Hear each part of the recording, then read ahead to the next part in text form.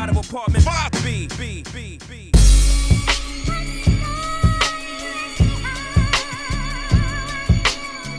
You're now tuned into the Apartment 5B podcast, where we chop it up about hip-hop, R&B, sports, love and life. Hosted by Kill.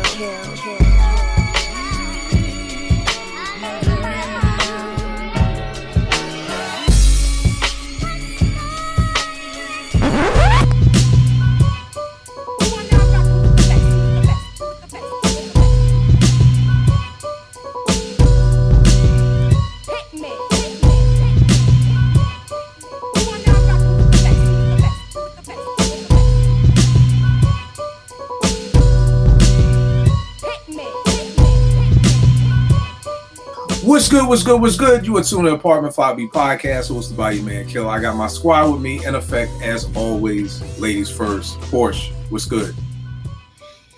All good. Well, I'm so excited for the show.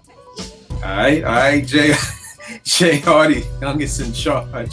What's going on, bro? I'm ready for this show, man. It's gonna be a funny one, yo. That's a word. It's gonna be. Vern, out the ATL. What's going on, bro? What up, good people? Let's rock. All right. No doubt we got the Philadelphia legend in the building. Trey Lee, what's going on, fam? Yo, how did you come up with this shit? That's all I want to know. That's what I feel.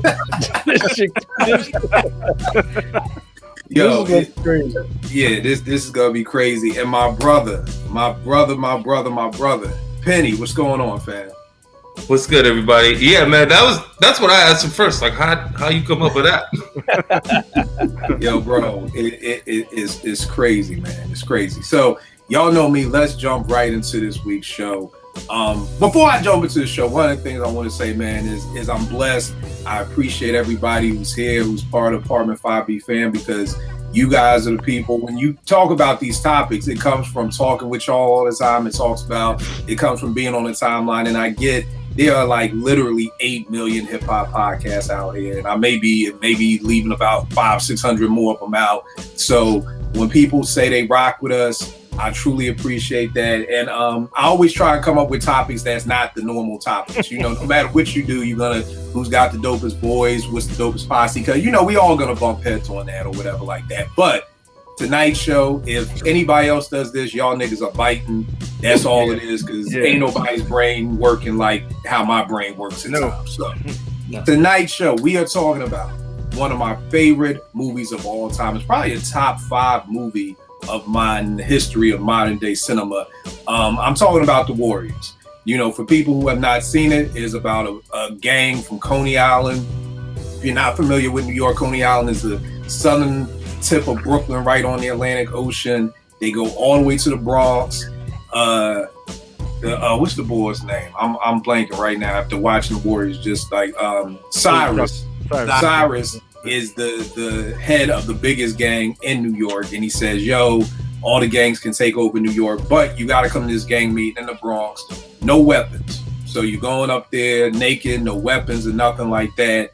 You get there, somebody kills Cyrus, and you blame it on the Warriors, and you've got to spend the rest of the night trying to get back from the Bronx to Coney Island with every gang in New York trying to kill you, every cop in the city trying to arrest you, and you're on the train and you have no weapons to get back home. Can you do it?" So I started thinking, what if this was hip hop? What if this was R&B? Who would you want to be in your gang to get you back from the Bronx to Coney Island? Who would you depend on? Who would be the people that you pick? So we are looking at who you would have to be your leader, because you need a leader. Swan was the leader after my man Cleon went down. You need somebody who's the negotiator, because you can't rumble everybody. You may need to get somebody to talk you through some tight situations, so you don't have to rumble, you don't have to pull nothing out. And then at the end of the day, you're gonna need at least 6 niggas who can rumble. You're gonna need 6 people who can rumble. So that's what we're looking at. And we're not only doing this with hip hop, we're doing this with R&B too. So if you had an R&B gang, who would you want to have your back? Coming back from the Bronx. If you've never been to New York, this is a long ass train. Long. If you go from the Bronx to Coney Island, you are looking at probably an hour and a half, hour 45-minute train ride. Just period. Just on the train as is. More people. Oh hell yeah. Okay. But now you gotta throw in cops are trying to arrest you. Every gang in the city's trying to kill you.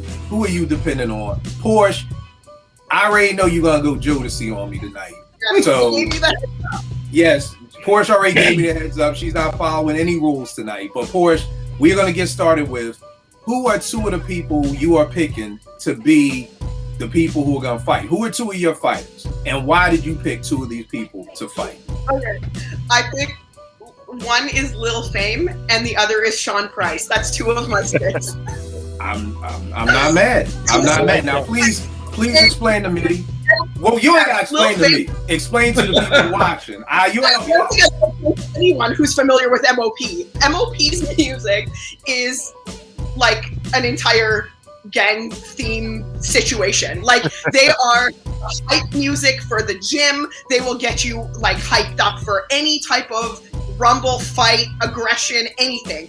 So I gotta go with Lil Fame and Sean Price because he just does not give a what about anything. So I feel like he would just show up, show out, and just be great at it. So that's why I picked those two.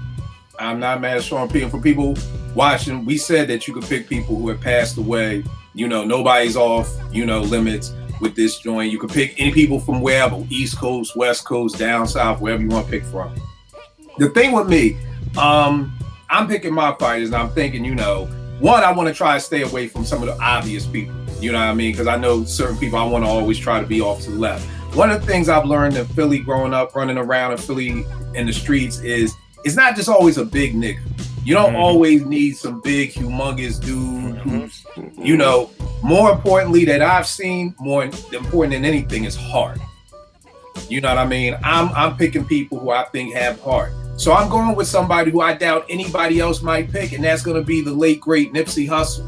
I truly believe that Nip would have had the heart to be like, fuck it, we got to get from the Bronx back to Coney Island. Let's go. You know what I mean? Like, let's go. I never forget the time Nipsey smacked that nigga at the BET Awards. He did that shit so smooth. It was like a pimp. You know what I mean? I was like, yo, that's my type of nigga. He just walked up and slapped this dude. So, number one, I'm going with Nipsey Hussle. Number two, I'm going with a big dude, but not a big dude that I think most people would think about. I'm going with Heavy D. I'm going with Hev because I've heard some stories about Hev in the Vernon from some people who are up there. I heard Hev has knocked some niggas the fuck out. You know what I mean? And I could totally believe that the overweight lover could hold me down in this gang war and get me back to Coney Island safely. So my first two fighters going to be Nipsey Hussle and Heavy the Bum Diddly D. They are.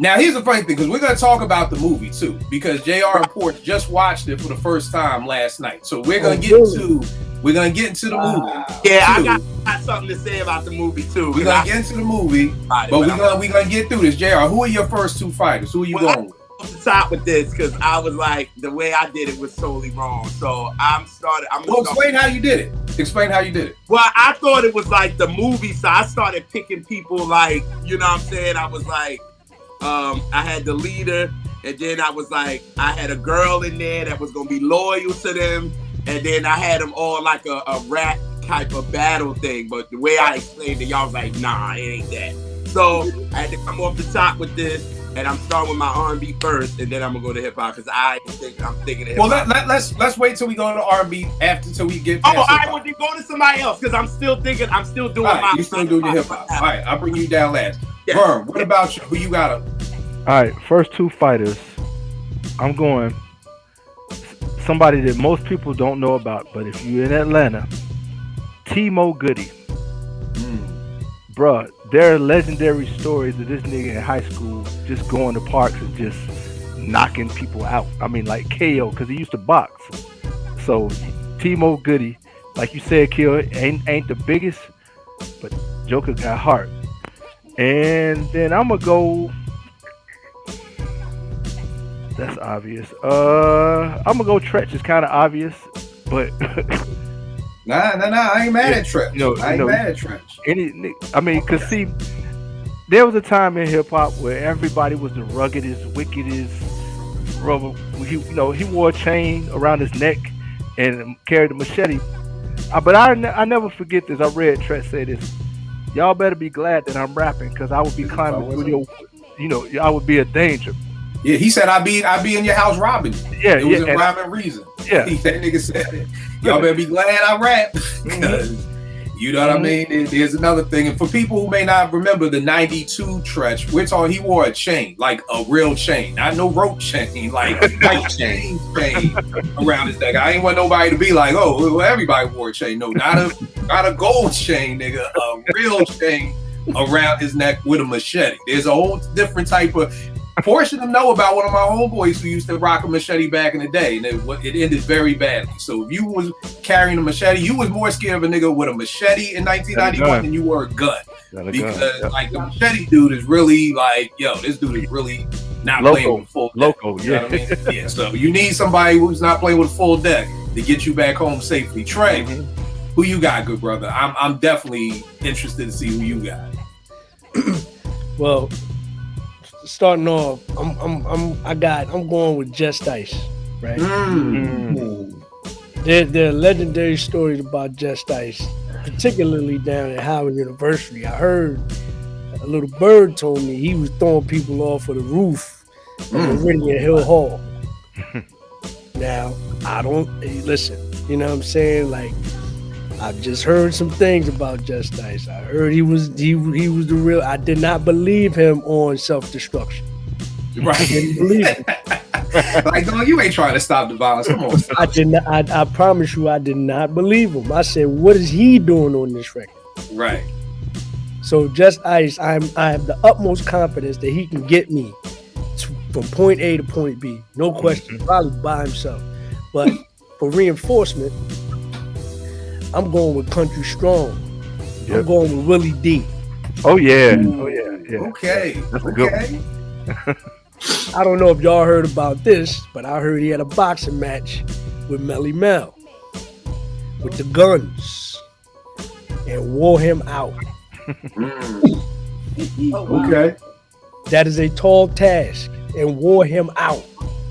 So if you can wear Melly Mel out, I'm going with Willie D. I ain't mad at that. Just Ice and Willie D. I ain't mad at that. Penny, who you got up, man, for your first two fighters, man? Okay. So, all right. I went all obvious because I'm trying to get out, man. I'm not. I went like you trying to get home safely. You try to get back to the crib with the roughest, toughest. All right. I'm gonna go with Bumpy Knucks. Yeah. Oh, that's a good one. I had it. Yeah. And then the other one, maybe people don't really know this, but one that I've seen with my own eyes, because not necessarily handle business, but like really put fear in people in a lot of times, and that's Chino Excel. Yeah, man. I mean, I never heard anything about him. Oh man, the dude was always Diesel, right? After the beginning, he was real Diesel, and he would be in all the joints, all the underground clubs, all the shows, and like menacing, bro. I mean, kind of like the Trev situation. I felt like he had a chain too, or something like that. But he was like really swole, and like, I remember I could see it in my eyes right now, just like walking down. People like Leo, the ocean would open up a little bit for him because. Yeah, he would throw them hands. And that's the one thing, like Vern was saying. I just want to finish off saying this. I mean, shit, in my crew, like the dude that put most fear in people was the smallest dude, and he was the quietest dude, and it was the hands. Like hands, you know, when you got hands, anything's possible. You know what I mean? So that's it for me. I'm gonna start off with Bumpy Knucks and Chino Excel. All right, no doubt. JR, you ready? I think so. All right, so I'm gonna go with the first one. I'm gonna go with DMX. Nice. That's a good pick. I got X. Shit, he got a damn dog. We good. Yo, bro, that's the stories I heard about X robbing niggas with just a dog. You right, man. I'm gonna go with X, and then it was one that I was thinking about. The first person I wrote was Stretch. Okay. I mean, shit, he got a machete. Like, we good to go there. Like, I got a dog and a machete. Somebody dying. Like, it's so we gonna make it out somewhere.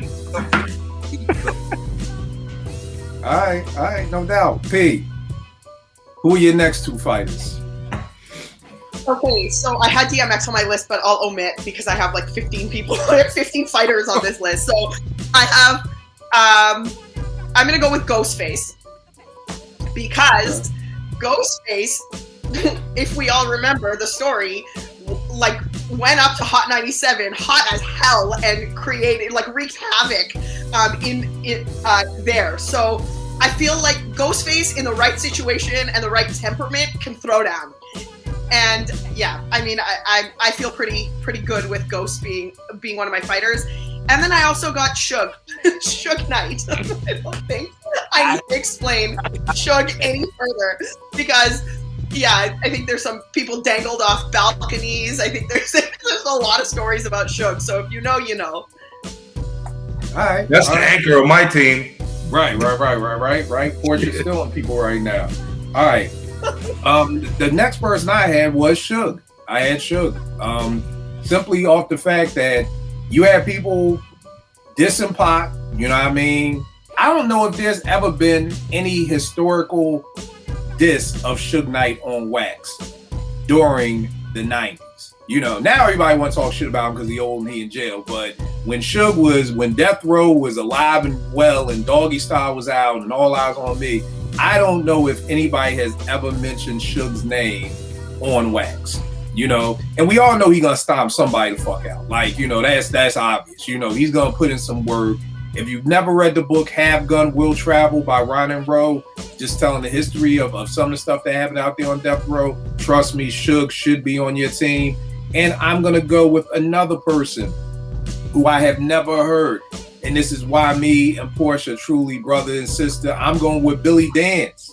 She got fame. I got Billy Dance. Again, for the simple fact that I have never heard a human being in the history of hip hop diss M.O.P. And these niggas have been in the middle of two breakups. With the Rockefeller breakup, everybody was talking shit about each other. Then the G Unit, they was down with G Unit. And during that breakup, everybody was talking shit about. Nobody has ever mentioned Little Fame or Billy Dance by name in the history of hip hop. So I'm going with two people who have never in the history of music been dissed on wax, with Suge Knight and Billy Dance. Me and Porsche got M.O.P. Vern, who are your next two fighters, bro? Rest in peace. I'm going Mr. Violator, Chris Lighty.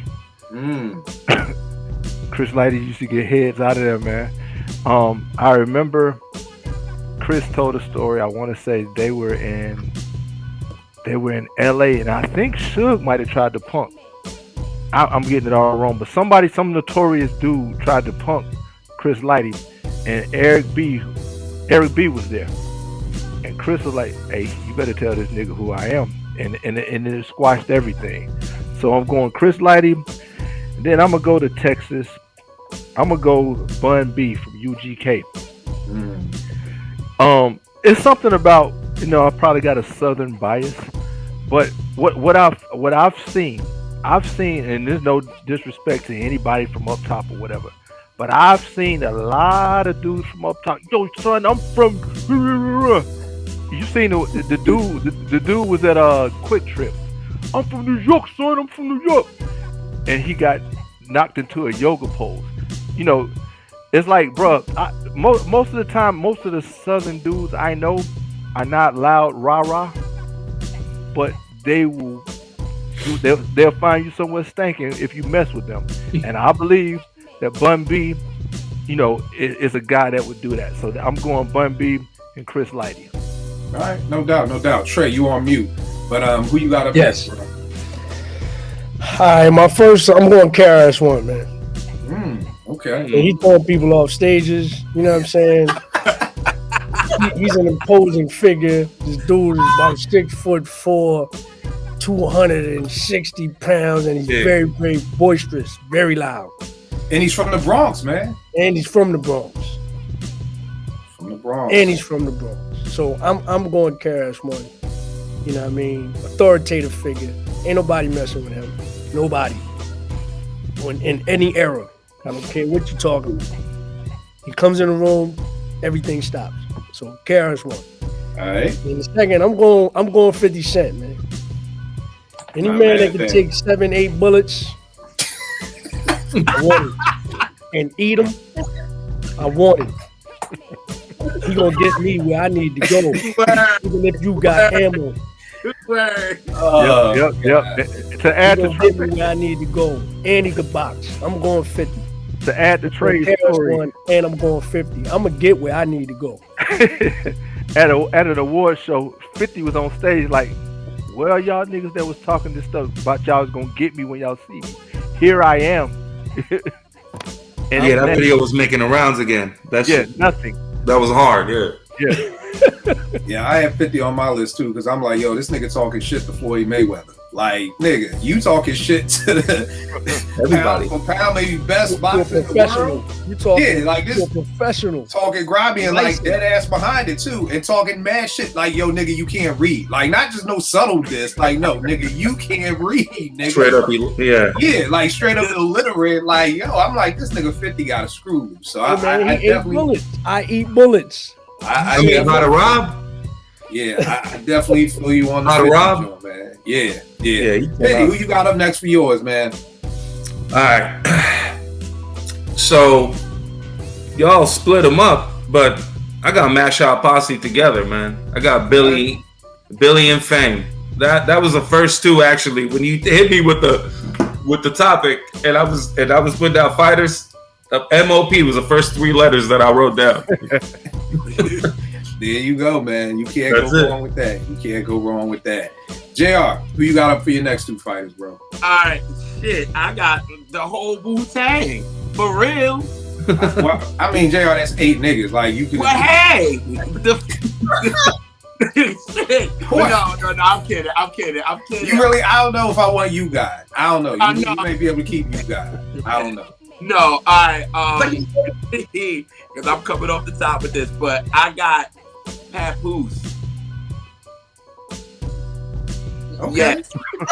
I mean, that nigga will hold you. That nigga will hold you down. I don't know if that nigga gets you home, but oh no, if you get arrested, the nigga will hold you down. He will be there for you. No, Papoose got dead bodies in the Canarsie Pier. Like that, you don't know. So okay, I don't know that Papoose. Yeah, you don't. So, I just know that I ain't the best rapper at the dinner table, Papoose. See, we talk about dudes that can scrap. I know. I just didn't know. I said I don't know. I didn't know. You're schooling me. Yeah, he got some dead bodies in some spots. So yeah. Okay. This is gonna be a funny one because again, I'm going off the top, y'all. I got him. Yeah, Hammer. That's a good one. Hammer's good. Bro, listen. Hammer's straight G, yo. He was one I would want on my team because a lot of people thinking he's soft and he wasn't. So Now I will say this: I just hope he don't have on them dance shoes while we running. Why the fuck? I hope he don't got them pants on. It's the all fucking over parachute. Problem. But yeah, he would be a problem. All right, let's take a pause for the cars. Porsche, JR, you saw Warriors for the first time yesterday. What did y'all think of it? I thought it was good.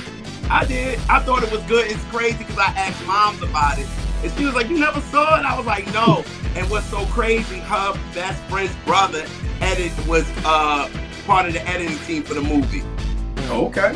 Yeah. His name is Daryl Holmes, and he was part of it. She was like, you never saw it? And they went to the premiere and all that. So, yeah, I thought it was good. I thought it was good. It reminded me of home a little bit. So, especially when they got to Coney Island for real, and they got this Stillwell Avenue, and it was like, all right, okay, this reminds me of home. So it was good. It was dope. Right. How many mics do you give it? 4. Okay. All right. Then P, what about you? It was your first time seeing it. Yeah, I thought it was. So the movie I think came out in 1980. 79, yeah, 79, 80. 79. So for 1979, like if you think about just film in 1979 and then what was happening in 1970, like it's a pretty good depiction of, you know, what was going on. And the graphics obviously in 2023 aren't dope, but the story I think was pretty fun. I really enjoyed the movie. I laughed at some parts. I thought some parts where I was like, oh man, some of the dialogue could not pass in 2023. Decades ago. We're gonna rain on you, Warriors. I thoroughly enjoyed it, and I really appreciated like the fashion the fashion aspect. I think was really nice and reflective. I also gave it a 4 mics. I really did enjoy that movie a lot. All right. I know for me, I probably saw this movie maybe 82, 83. And I'm probably 8 years old. Yo, that baseball fury scene when they got off the subway and them dudes were there with the baseball bats with the paint on their face as an 8-year-old. It was scary. That was right there with the wings when the subway train came out. I was about to say that. Yep. That shit was like that. It was like, yo, these niggas gotta fight these fucking demon crowd. In the 8-year-old's brain, I'm like, yo, they're demons. These just ain't no gang. Like, these are real life demons right here. Warriors, again, one of my favorite movies. I mean, it's a 5 mic classic to me. Naomi and me watch it all the time. Naomi we were digging one day and she saw a movie poster for it, and she brought it. It's a Warriors movie poster hanging up in Naomi's room, who was born in 2005. So it's just a testament to how much she loved this movie. Trey, what about you? The Warriors, what do you think about it? How many mics you giving it? When's the first time you saw it? All that good stuff. Oh man, I think I was about 10 years old. I mean, I thought it was a great depiction of, you know, at the time of, you know, the gang situation in New York. You know what I'm saying? But it was fly, and I like the lingo. You know what I'm saying? Like they were talking real fly for back. I mean, you know, it's fly for now. Like I just saw a clip. I forget, somebody posted it on their page on Instagram, and it was a clip of and I had it, but I can't remember the dialogue. But he was, you know, he was using that slick talk from back then. You know what I'm saying? But I just thought it was a great depiction. You know what I'm saying, of gang life. And, you know, it's really the beginning stages of the culture. You know what I'm saying? Right. It's the reason why the culture was created, to, you know, cease the violence with the gang. You know what I'm saying? So, nah, man, that's definitely a 5 mic classic without even batting an eye. You know what I'm saying? Right. No doubt. Vern, what about you, bro? I saw this movie when it first came out. That was one of the first VHS movies that we rented, and my dad dubbed. I mean, our VCR was this big. It was like a big cassette tape, and I remember, it's definitely a classic. I mean, there's so many quotable scenes for me. That was kind of like one of my first views of what New York was. You know, so definitely a classic movie. You know, I've seen it probably 20, 30, 40 times. I have the director's cut DVD downstairs, and they said whoever wrote it, he was writing it like a modern day version of like the Gladiators or like, you know, 300, you know, right. that type of thing. And so yeah, it definitely hit home. So great movie. Right. How many mics?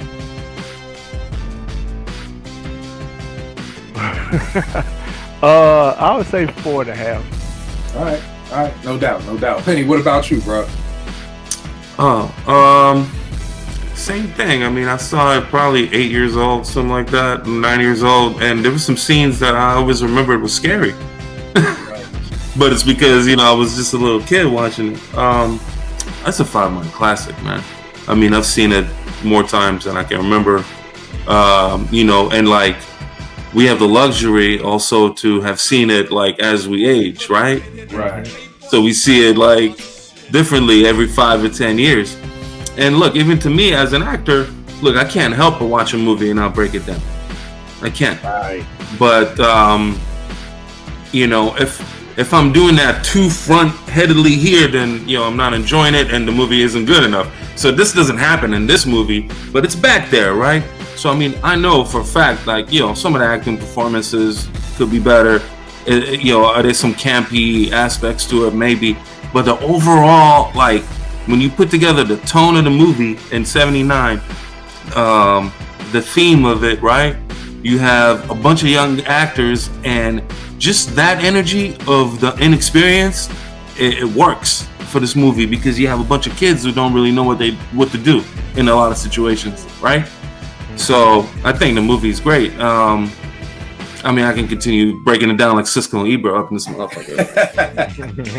All right, so 5 Mic Classic. Tell me, and one thing I love that you said about it, Trey, was the beginning of the culture, because one of the things, one of the members, Rembrandt, he was the one who was there just to tag the name. Yep. So he was like, make sure that they know the Warriors were here. So even in the cemetery, they were tagging the name. So I loved how you touched on that, just the beginning of the hip hop culture and everything like that. Tell me this: what was your favorite scene, Porsche, when you think about the Warriors? And you know what? I'll come back to you and JR because y'all just saw it. So you know what I mean? I know my favorite scene, again, Baseball Fury's fight scene. When they got off that subway train and they just seen them dudes standing there, like, to me, that was just the craziest scene. I'll tell you the funniest scene in the beginning when you're seeing all the gangs go to the Bronx. It was this one gang who went and brought tokens and was paying to get on their subway. Y'all niggas ain't gonna really last. Y'all really actually paying your fare? Like, what street gang from New York City in 1979 really went to the window and put the money in there and got the tokens out, and he just standing there letting everybody go through? I'm like, this gang. So that's my favorite scene. Vern, what about you? Favorite scene? All right, so my favorite scene is the funniest, campiest scene. When they rolling through. You think we're not known? You see? Yo, you know you ain't that big when you got to keep a newspaper article sitting in your sock. Like, that shit's funny. And my man humored them. Yeah, we heard about you. And then when they insult them, and homeboy come out, you see what you did? You see what you get when you mess with the office? We're gonna rain on you, Warriors, bro. That is hilarious, man. So that's my favorite scene. Yeah, and the funny thing is, again, watching this at our age now for the first time is totally different from 8 years old. When he said that shit 8 years old, I'm like, oh shit, they gonna fuck him up.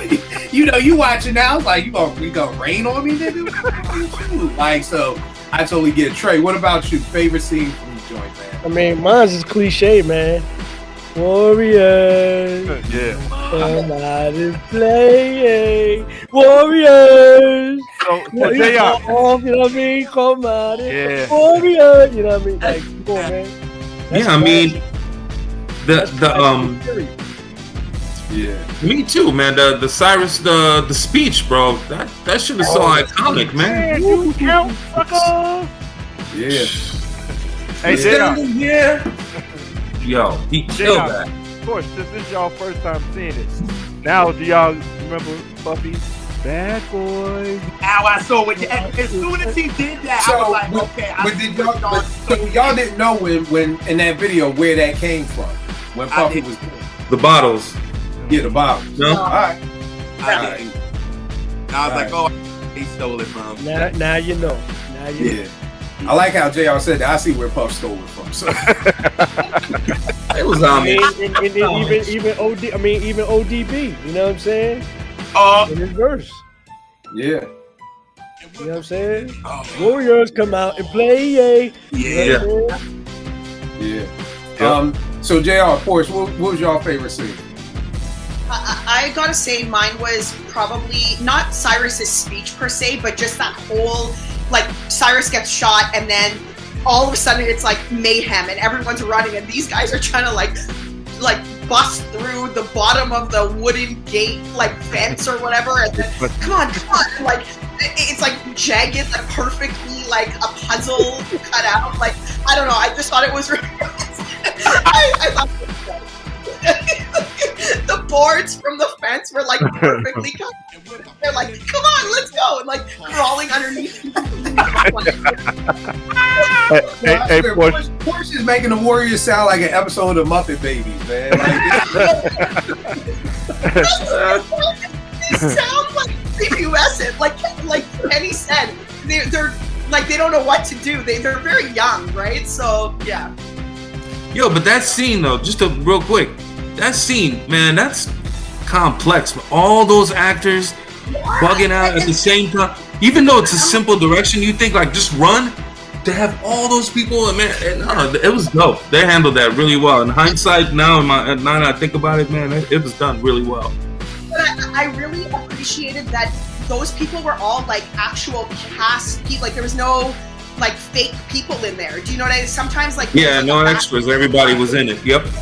Special effects or whatever. This was all like actual people. So I really appreciate the magnitude of the amount of people and then absolute chaos when died. That was a good decision too. So that's what I like. Y'all remember when they caught the Warrior and they was like elbow. Yeah, they called my man Cleon, man. They called my man. And JR, what about you? Who was your favorite scene? With seeing it would probably have to be when the guys were playing the tokens because ain't nobody paying tokens no more. So for me to see that, it was just like, wow. I'm like, you're a good gang. You're a good gang. You don't rob. Y'all be helping the old ladies home with their bags and everything like that. That was the first thing I was thinking. I was like, yo, who pays? Because you just over the joint. So when they said, I was like, oh, okay. All right. They ain't gonna Fun fact, because I'm a Warriors fanatic, so I'm the dude watching all the YouTube clips. The bulk of the Warriors was shot in Brooklyn, not the Bronx. That's one thing I didn't know. You know what I mean? The bulk of it was shot in Brooklyn. And that there's actually, if you go to YouTube, someone made a prequel movie to the Warriors to talk about how Swan and them really became the Warriors and everything. I don't think it ever dropped, but they got like the clip up there on YouTube, and they've got like, you know, behind the scenes stuff. They got some dude on YouTube who like goes to all the places where it was filmed then and what it looks like now, and you know, just crazy stuff. You know, they got the Warriors, the actors coming back to Coney Island like now and everything like that. So again, just great movie. People watching haven't seen it, please check it out. Hey, oh yeah, what's up, bro? What was everybody's favorite game? Oh, Baseball Furies for me.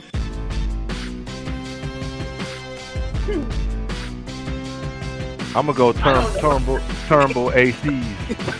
Who the Turnbull ACs? You remember they were trying to get to the train, and all them dudes in the school bus? on a school bus. Yeah. Now see, that was scary as shit too as an 8-year-old. That looked like some Mad Max apocalyptic scene right there with all them dudes on that bus right there. And again, as an 8-year-old child, you gotta put yourself back into the 1980 8-year-old child, not no 2023 8-year-old child who's already did 5 porn movies already. I'm talking about a 1979 8-year-old child. Like in my mind, that was like the apocalypse happening right there. So yeah, definitely the Baseball Furies for me. What about you, Trey? Who's your favorite gang? I was gonna say the Baseball Furies, but Vern brings up a good point, man. I kind of like them cats on the school bus, man. Yeah. I think I'm gonna ride with them, man. Yeah. You know what I mean? That is true. Penny, what about you? Probably the Furies, bro. Probably the Furies. Yeah.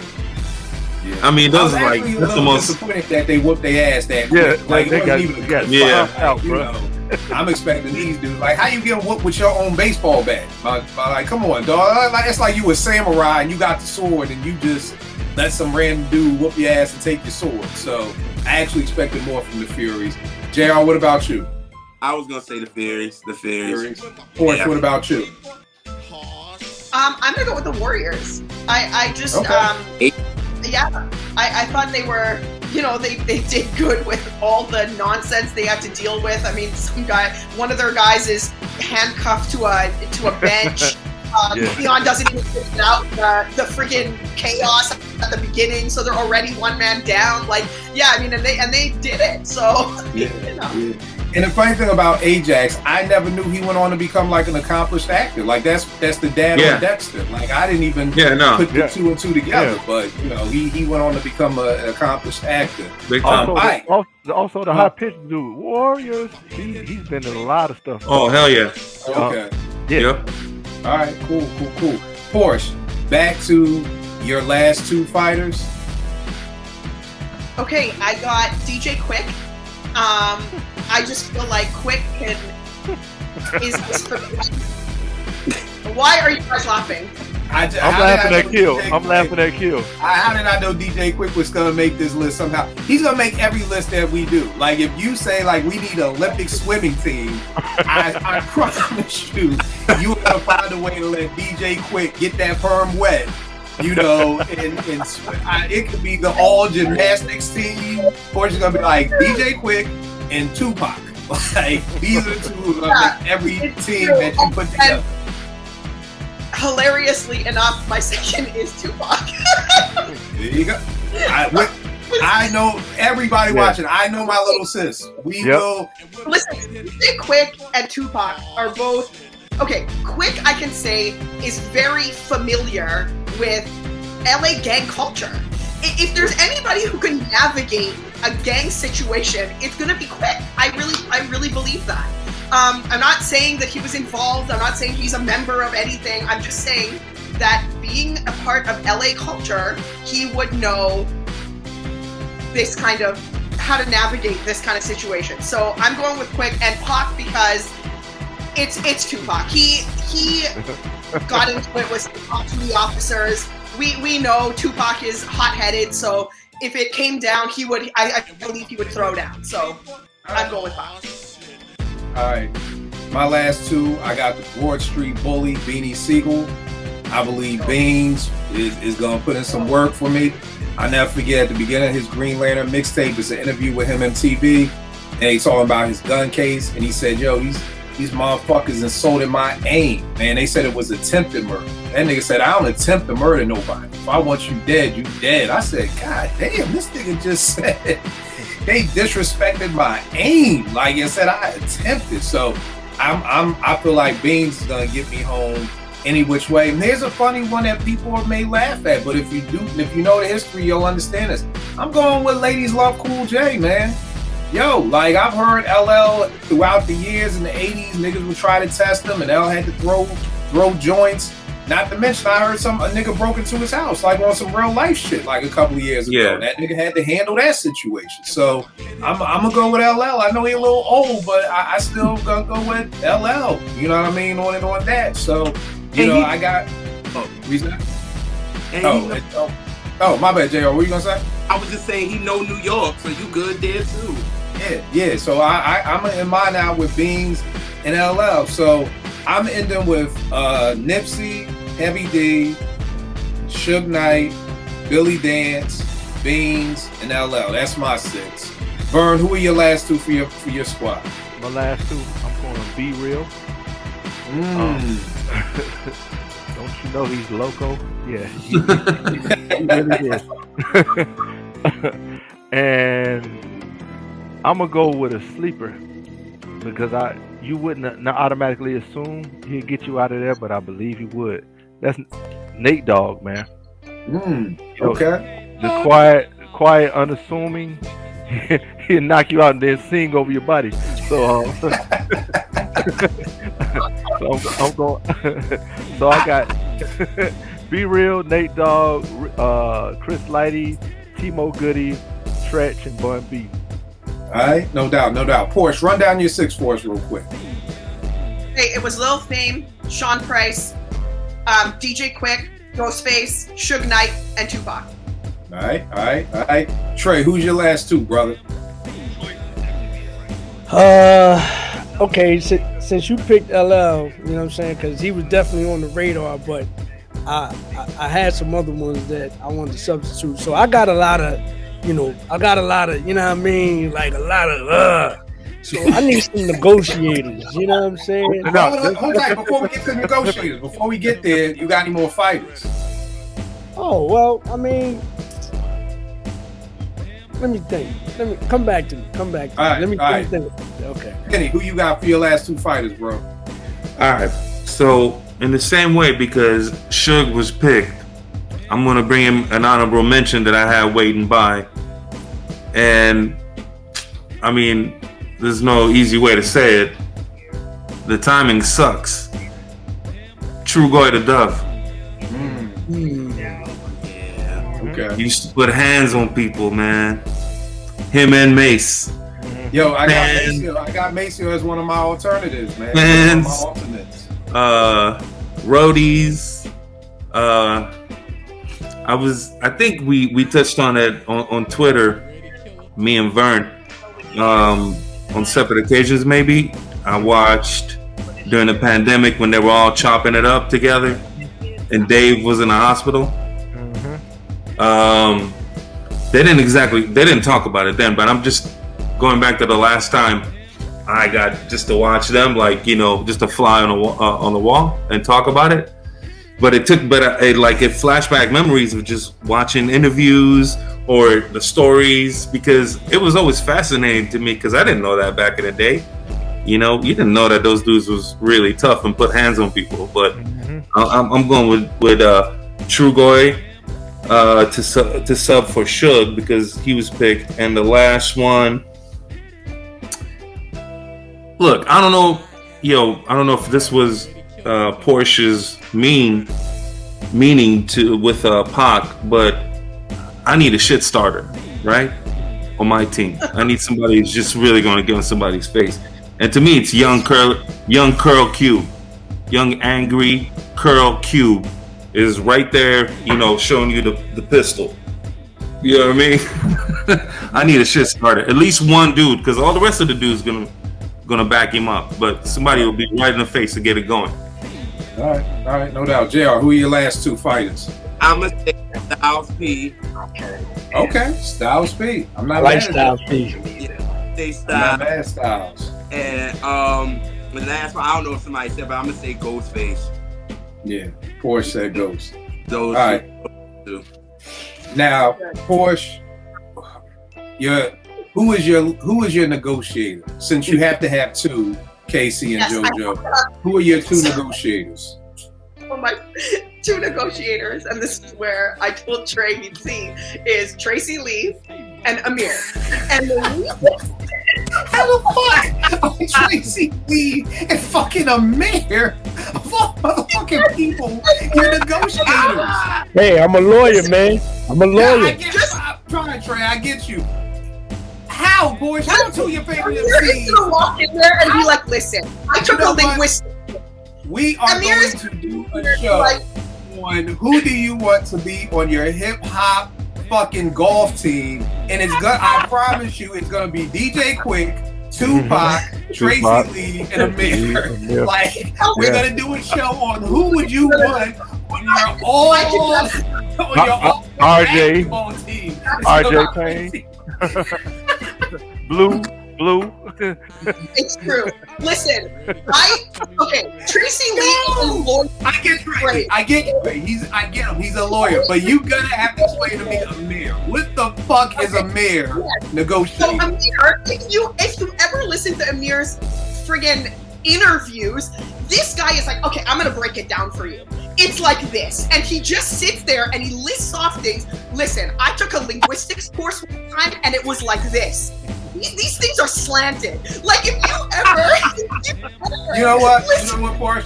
After what was the show we did when he broke down a whole like quantum physics theory? The report card. The report card. the report That was it. When he's breaking down, he was like, I don't believe he wrote that. So I analyzed the writing, and that is, I don't think that that's true. That was Okay. computer generated. Listen, Okay. if you Okay. me as your negotiators are going down. Okay. I just have to tell you. Okay. Cool. Well, Trey Lee, you're on Porsche's gang. So, report to the Bronx, and hopefully your team, you and Amir, can find a way to get back to Coney Island safely. The negotiator I'm going with Jay-Z. I'm going with Sean Carter. Because I'm thinking, whenever I think of friend or foe, I used to always tell people, people say Big and Jay are like the same MC. And I'm like, they're kind of, they're different. Like, I feel like Jay has friend or foe and Biggie has warning. Warning is much more C4 to your door, in your face. Not 22 twos. Friend or foe is, more political. Like, give me your root keys. You're twitching. Don't do that. You're making me nervous. Like, I feel like Jay would be able to come in there and talk his Jay-Z shit and find a way to get us out home. Not to mention all the business deals this nigga has done. So I really, truly believe that Jay would be able to negotiate a way home. And since my sisters being Casey and JoJo, I'm gonna have to be Casey and JoJo too. I'm gonna go with the late great Combat Jack, who for a lot of people know was excellent choice, pioneer of podcasting, but he was also a lawyer. He was actually the lawyer who worked on the whole Jay-Z Reasonable Doubt, all the behind the scenes stuff with that, legal stuff with that. So I'm definitely going with the late great Combat Jack. On the negotiator front. Vern, who do you have as your negotiator? My negotiator is Mount Vernon's finest, Heavy D. Everybody love Heavy D everywhere. Everywhere. All coast, no matter where. Hev is big enough that you ain't gonna try to punk him, but he can relate to mom, because don't want to hear no drama, because the bum deal he has is a favor with my mama. So, the hardest of the hard rocks to somebody's mama got down with Heavy D. So that's my negotiator. That's a dope pick. A dope pick. Trey, what about you, good brother? Well, you're on Portia's team. You want to tell Portia she's going to be your negotiator? Hey, let me tell you something. Portia's very good at reading contracts now. If you need a contract reader, like Trey, we're trying to get Portia a job over here in the States. So if you paralegal, paralegal. She can come do my paralegal. You know what I mean? You know. Portia will fucking read the whole entire new iPhone update plan and update us all on it. So. I'm going with two cats. You know what I mean? Because basically their words are impactful and they mean something, but they still have the persona of don't fuck around, and that's Chuck D and Rakim. Okay. Oh yeah. You understand me? They come in the room, it's all business. We're not playing around here, but we're very articulate, and we can, we have a way with words. We can do that, but don't fuck around. That's what I need on my team. I feel you. Don't fuck around, but great with words. All right. But don't fuck around. But don't fuck around. Do not get this twisted. Don't get twisted. All right. I feel you. Penny, who you got, bro? All right. For me, I had two people down because, honestly, I don't know if I can make a better choice.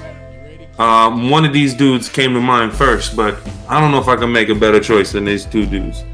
So first I'm going to say is Ice-T, the OG. Can sit down with anybody in any neighborhood, from any class or type of background of person. First of all, you're probably going to know who he is. Second of all, you're probably going to feel the game that's spilling out of his mouth immediately into your ear. You know what I mean? Right. But the other person that was hard for me to pick, but the other person is Preem. Okay. Preem knows everybody. Preem doesn't forget anything. Preem will go up to the situation and be like, "Yo, I remember your brother-in-law came through and I let him borrow such and such. Oh, what's his name?" Like he was going to give you the family tree of that person. So somebody who can get chummy with anybody, anywhere, and is New York and is South at the same time. And when it comes to this hip hop thing, I'm like, who is more respected? So those two dudes, Preem or Ice-T, I don't know, a better negotiator for me. All right, no doubt. JR, what's up? Who you got? I'm gonna say Fat Joe. Okay. Oh my! I'm not mad at Joe. JR. I'm not mad at that. He will talk. So eventually it was like, it will be a negotiation happening. So I'm thinking Joe. So I will go with him. All right. My gang wants to fight JR. What'd you say, Porsche? My gang wants to fight JR's gang. Oh, okay. Look at this. JR Porsche talking shit, man. Oh, that's fine. That's fine. She got to remember, I got dogs and machetes, so we in there. Okay. Now, for your leader, who is about to lead this gang? Porsche, who is your leader? I got Chuck D. And the reason is that Chuck is well respected. And I think Trey mentioned when he used Chuck as his negotiator, but Chuck is well respected. I think he has the wisdom, the know-how to navigate people in general. And I think that he can definitely keep people in check and put people where they need to be. So I think he's good at reading the room. So he'll send in the negotiators when he needs to. He'll send in the fighters when he needs to. So I got Chuck. All right, no doubt. I have the RZA because I feel like you need somebody who can get a whole bunch of crazy wild dudes to come together and direct that energy into, what ends up being 36 Chambers and some of the dopest hip hop albums that we've ever got. So I definitely believe that RZA can get this crazy crew of people together to get focused and get us back home to Coney Island. Porsche, one more time, run down your whole squad from leader to negotiator all the way down. Okay, I got Chuck D as the leader. I got Amir and Tracy Lee as my negotiators, and then my fighters are A Lil Fame, Sean Price, DJ Quick, Ghostface, Suge Knight, and Tupac Shakur. Listen, I love my gang. I'm so happy with them. Yo, I'm dead ass. This would be your all-star starting basketball teams too. I promise you, it would be the same exact team. Same exact. Like, we need an all hockey team. I guarantee you it would be the same exact team. My leader is the RZA. The negotiators are Jay-Z and Combat Jack. My fighters are Beanie Siegel, LL Cool J, Nipsey Hussle, Heavy D, Suge Knight, Billy Dance from M.O.P. Vern, who is your leader? And then run down your whole gang for us, bro. My leader is Rico Wade. Very dope. Organized. Yes. Melded many different personalities together. Helped all the guys lower themselves for the greater good. Cool Breeze giving his song for this album. Goody giving this song for Outkast for the greater good. So Rico's my leader. Heavy D's my negotiator. My fighters are T-Mo Goody, Tretch, Bun B, Be Real, Chris Lighty, and Nate Dogg. All right. Trey, what about you? Who's your leader, bro?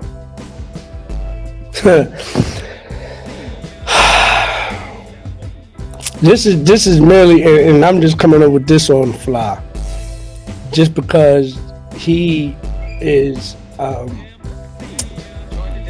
My bad. Let me cut this down. Because I feel like he's well respected. I'm not gonna say he's non-threatening. I think he's another. We're not gonna play around with it, but he gets along with everybody across the board, if you will. I'm gonna go with Nas. Okay. Because Nas is a face that you can put out there, right? I didn't go with Snoop. Snoop is the most recognized face in a battle between those two, between Nas and Snoop. But I went with Nas because I think Nas is a little bit more. He's smooth. Snoop is smooth, but he's more of a caricature, if you will. Whereas Nas is smooth, and it's again the demeanor. So right. I want, when people see my gang come in here, like, look, we're gonna put the nice guy, the one with the calm demeanor in the front, and we're gonna try to talk to y'all civilly. You know what I'm saying? But when it comes down to it, I got the goons in the back, and I forgot the two that I'm gonna add is Sheik Luch. Because I missed two, right? So it's Sheik Luch, and I'm gonna go with Raekwon the Chef. Okay.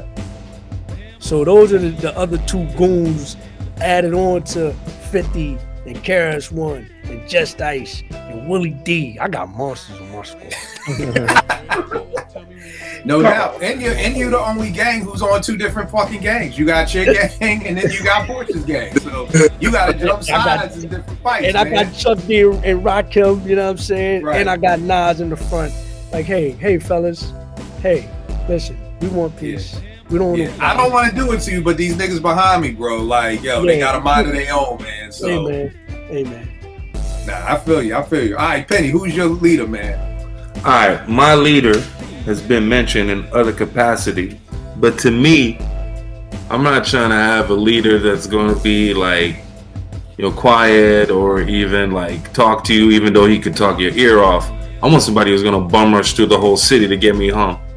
Chris, KRS-One, as the leader of my faction. So I got Chris as a leader. My negotiators is Preem and Ice-T. My fighters, M.O.P, Bumpy Nux, Chino Excel, Young Curl Cube. I had Suge, but I put him aside to give True Goy the Dove the honorable mention. All right, no doubt. JR, who's your leader? Who's taking you home, bro? I said I put RZA for mine. All right. Got a clan, so he know how to put everything. That's a dope pick, yeah. Ooh, and all that good stuff. So I have RZA as my leader, Fat Joe as the negotiator. I had MC Hammer, DMX, Stretch, Styles P, Ghostface, and Papoose. All right. Porsche, I already know you had extras. So, who were some of your extra fighters? I had Ice Cube circa 1991. Because I feel like Ice Cube, just like Penny, I think that's what. Penny said the same thing. I also had DMX, and I also had Debrat. Okay. Who is now pregnant, so I don't know if she could be in your gang, but I feel like she could throw down. So put her in a situation, I think she could hold her own. Yeah, she went to prison for knocking some chick over her head with a bottle. So yeah. All right, for the extras I had Big Suge from the Gangstar Foundation. I had Redman circa 93. I had Eric B. And a lot of people don't know about Eric B. I mean, the stories I've heard about Eric B, he was kind of like the East Coast Suge Knight before there was a Suge Knight. So I got Eric B. I had Maceo from De La Soul. I had Jam Master Jay because I've heard stories about Jay back. That's a good one. And things that used to go down in Queens. I had Rod Digger, and then I also had Remy Ma. So who does get the big piece of chicken at the table? So you know what I mean. Being the best MC in the household.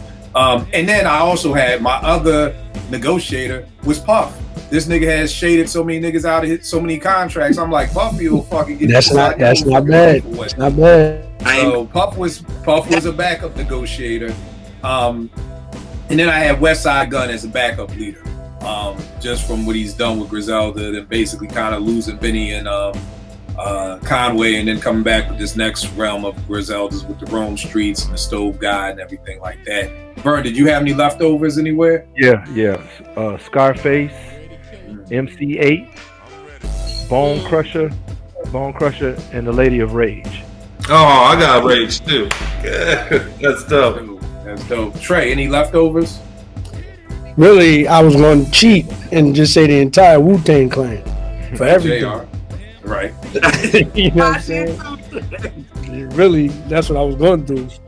And female wise, I had her Wu-Tang Clan just across the board, just Wu-Tang. Yeah, they got everything. What you need? They got Riz is the leader, negotiator, just everybody. Negotiator, yeah. And I had Hurricane G in there for female. Rest in peace. You know what I'm saying? Rest in peace to Hurricane G. Penny, you had any extras, anything, bro?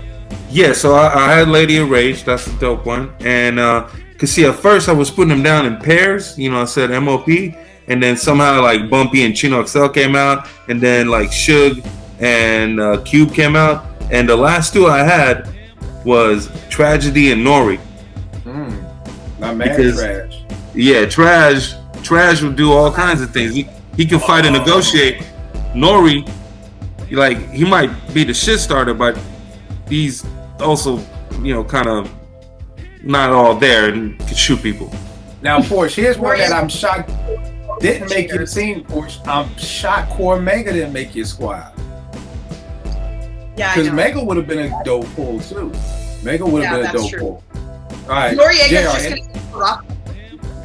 That is true. Nori's going to interrupt everything. So as soon as the negotiator starts talking, Nori's going to interrupt. Make some noise. I need a shit starter on my team. I need a shit starter on my team. Exactly what he's going to do. He's going to have an air horn with him, let everybody know where the Warriors are. JR, any extras for you? Nah, I didn't. I came on hip hop off the top. All right, it's time to go to the R&B side of things. All right. Okay now. Porsche, who are two of your fighters in the R&B round? I love my R&B picks. Okay, I got Left Eye. Because Left Eye has the history. You can't be mad at that. She can definitely. I am not mad at you picking Left Eye.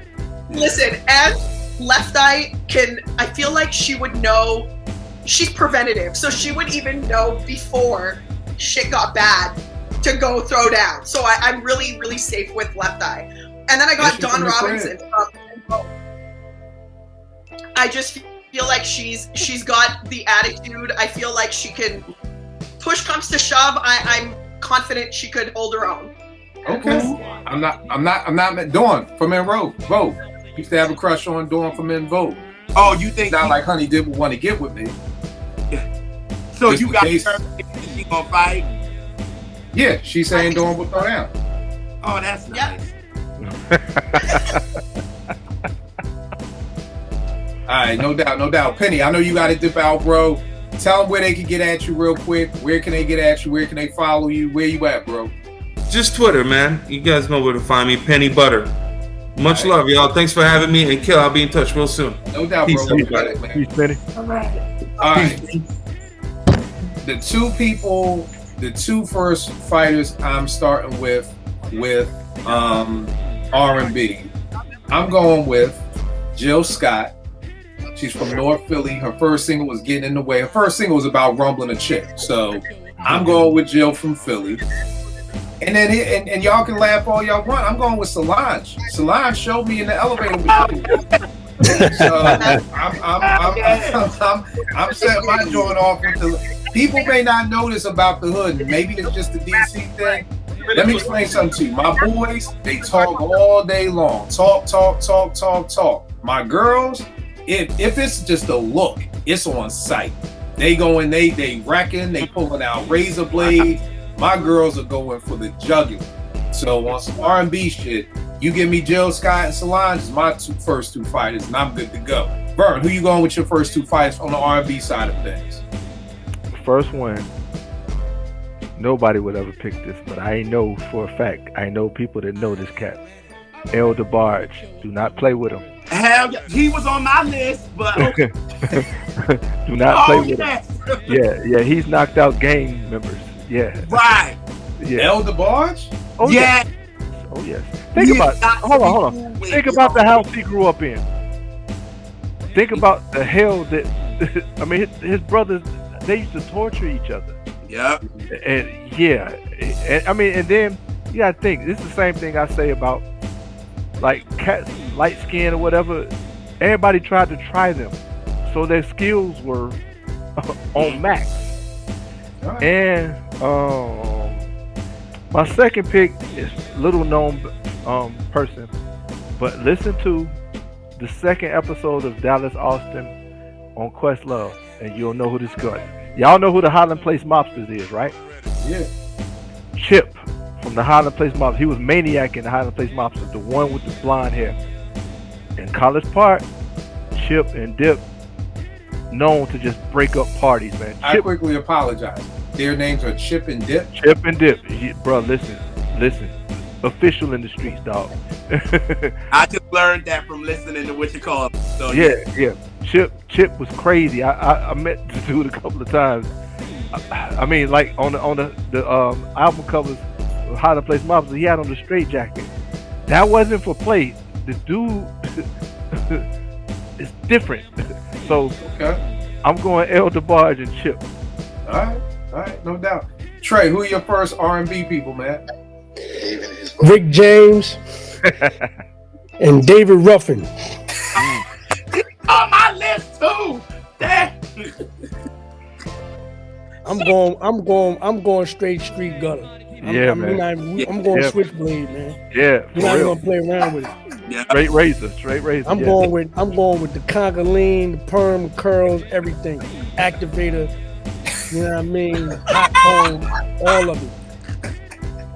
We doing that. White beaters, heroin, all of it. Cocaine. We doing all of it. Speed. You know what I mean? Dust. We doing everything.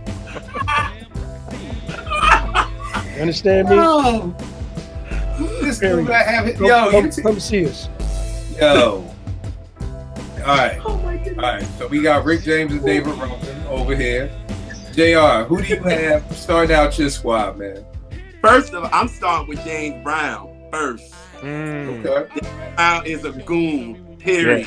Yeah. So starting with him, and then I'm starting, even though they'll probably fuck around and fight each other, but hey, it is what it is. I'm going with Joe Tech. Joe Tech, them dudes will shoot at you, and Who's it don't. Joe Tech? He's the one that made a big fat woman. I'm trying to think of the song. You're saying Joe Tex, T-E-X, or Tech? Yeah. Oh, Joe Tex. Okay, I thought you were saying Joe Tech, T-E-C.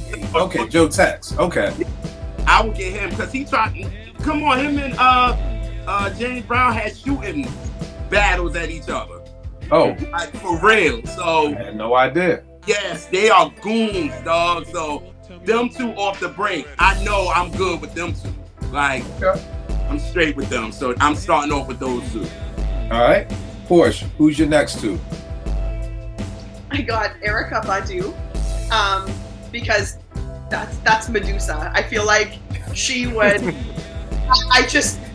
She'll be able to put Erykah out there. You have Erykah with glasses on, just take her glasses off and just the green eyes. Just I think she could take on single-handedly both Trey's people so far and JR's group so far.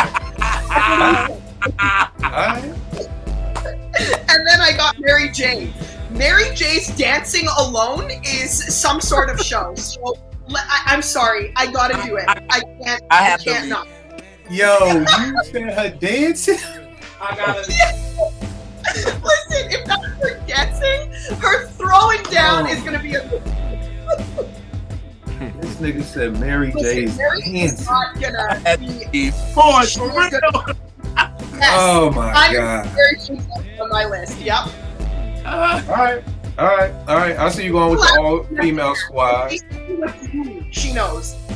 All right, I see you with the all-female squad. I'm going with Jaheim, and not Whitney Houston funeral Jaheim. I'm talking about Jaheim, put that woman first Jaheim. Like Jaheim just looked like he could throw hands, he could throw some niggas around. So I'm going with Jaheim. JR, the tone in your face says you disagree. You know something about Jaheim that I don't?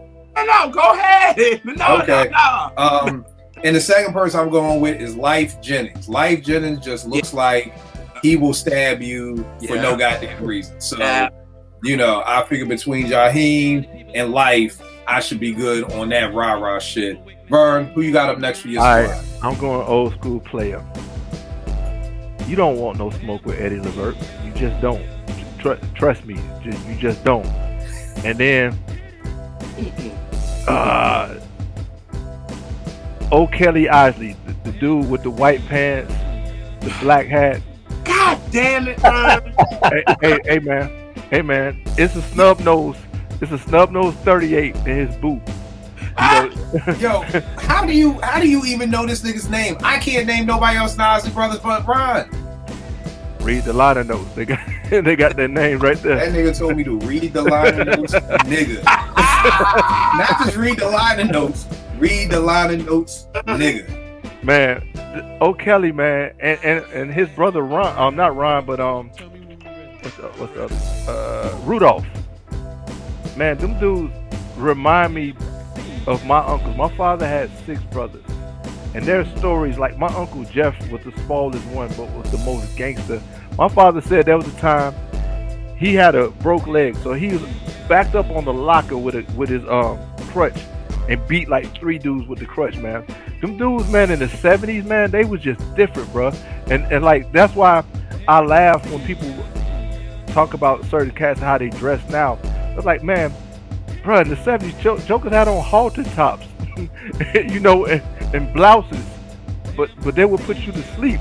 So yeah, I'm going Eddie Levert, street, straight, pimp, you know, smack a dude, say, cat, where's my bread, you know, and then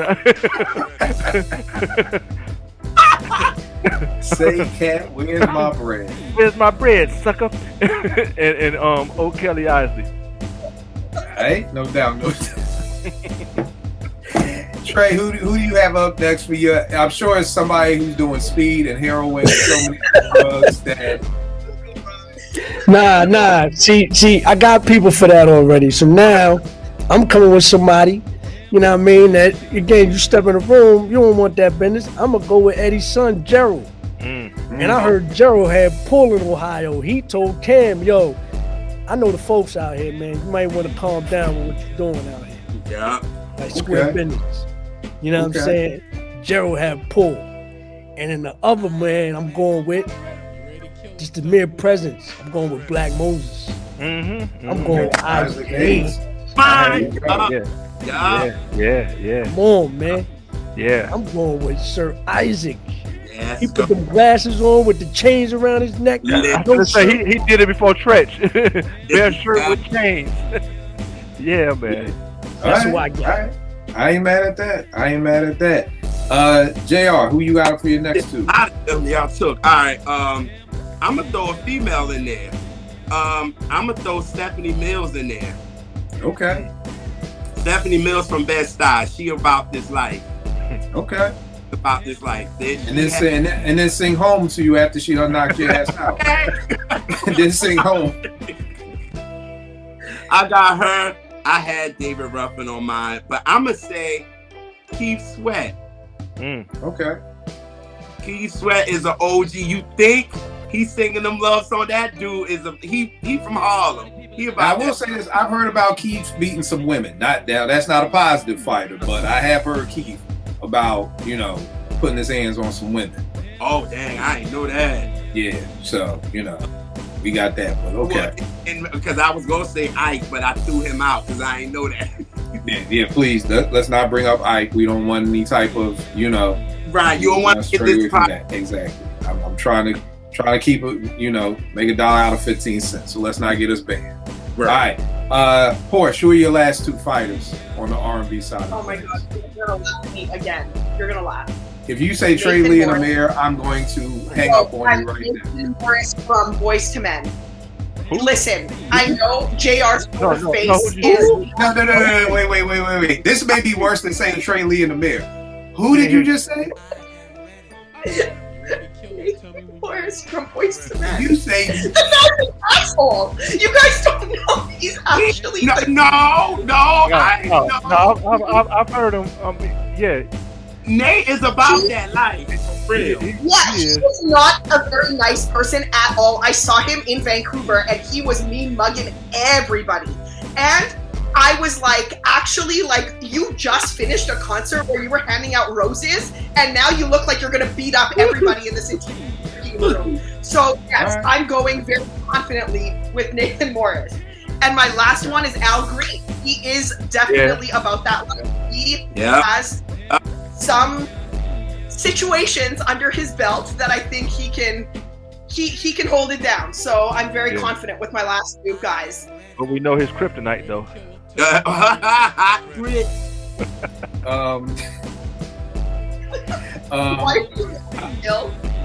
I'm going with out of Burns' backyard. I'm going with them two Jagged Edge twin brothers. I was just thinking that, Kill. I don't know which one of those four, but I just heard Jagged Edge is really, I think they got a song. He say something like, if you fuck with me, it ain't got nothing to do with R&B or these songs that I wrote. So I don't know which of the four, if it's the twins or the other two niggas, but My last two was just Jagged Edge, wrapped up in there. Vern, who are your last two? Last two. He from South Central, affiliated. Barry White, bro. Official, yeah. And then the last one, he's just foul. So I'm gonna pick him on my game. Bobby Womack, man. All right. Well, anytime I'm on on thing, let me go before Vern. That's my fault. That's my fault, JR. On the R&B side of things, I'm gonna come back and let you go. I mean, no, I will probably pick Bobby Womack, yo. That's on my shit, but all right. Got it. Yeah. All right, Trey. Who your last two R&B boys? Y'all said Bobby Brown? Nah, we ain't said Brown yet. I'm going Bobby Brown and Whitney Houston. And you know why? Yeah. Enough said. Say less. The end. I don't know that Trey's group is even gonna be like able to stand to get to a train. We know how to get your group out of here, Trey.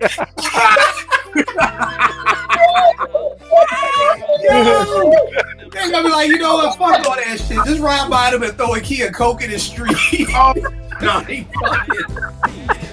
You know, guys, just fucking take a key. Just like, fuck it.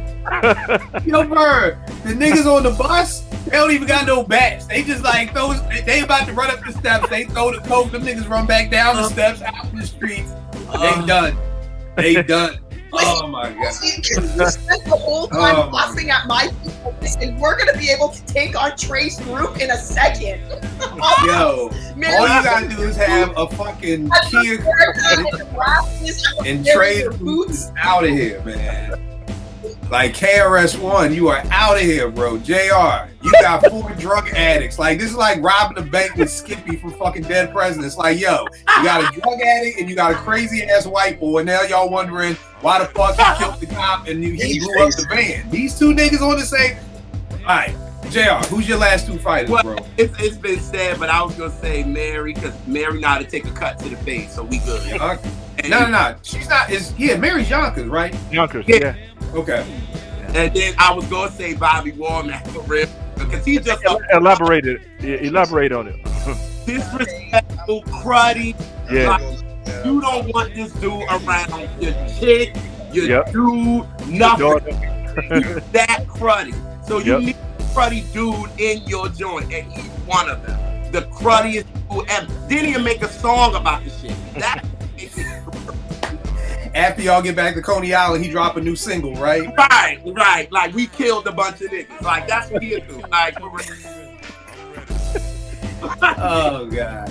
All right. Hey man, all we need is some crack cocaine and some. This is a bad game. You know what I mean? Your gang ain't going too far, man. Your gang ain't getting off the block. I don't know if your gang is getting out the fucking cemetery right now, man. Like, you said throw. That's how they get their superpowers, man. Yeah, give us some. Yo, dead ass. Yo, J-Ray, you just saw the movies. Imagine it. The gang is coming down the street in the bus. The warrior's about to run up the steps until Whitney says, hey, what is that white shit? And we just throw that shit in the middle of the street. They gonna run back down the steps. And they gonna go get it. And then they gonna kill him. Like, it's literally, Ray talking about the superpower. Nigga, they ain't even finish snorting. They dead. Like, they're done. And let me tell you something, but I'm telling you, we'll be the swiftest. We'll be the, you know what I mean? If they get to it. The strength will be ridiculous. If you know what I'm saying? We feel nothing. We feel nothing. If they can get to it. Whitney and Bob may be fighting each other just to get back down the steps. You ain't even I'll have it all for them. I'm the team captain. I have it all for them. All right, Trey, maybe you could redeem yourself with your leader, because you're gonna need a hell of a fucking cocaine. You gonna need a hell of a counselor on your squad right now. So maybe you can redeem yourself with your leader. Negotiator. Porsche, who is your negotiator? I have 2. Sorry. Of course you do. I know you do. And I promise you, if they are Trey and Amir, I'm hanging up on you in the first time in Department 5B history. They are not R&B. Brian McKnight. Well, Trey does actually sing, so. Brian McKnight and That's true. I got Brian McKnight and Joe, and I'll tell you why. Please do. I need to know why Brian McKnight's negotiating anything. Yeah. Joe is the king and president of the Dirty Macking Society. This man can make a woman leave a perfectly good relationship to jump ship and go find something that actually doesn't exist. Okay? This man is magical. Brian McKnight is his extreme opposite. Brian McKnight will make you stay wherever it is that you are, and he'll make you love it. So I'm good with those two. You know what? I'm not mad at your explanation of these two picks. I'm not mad. I'm not mad. Hey man, can I just say though that never in the wildest dreams we picking a gang to get from the Bronx to Coney Island that I think I'd hear Nathan Morris, Brian McKnight, and and Joe.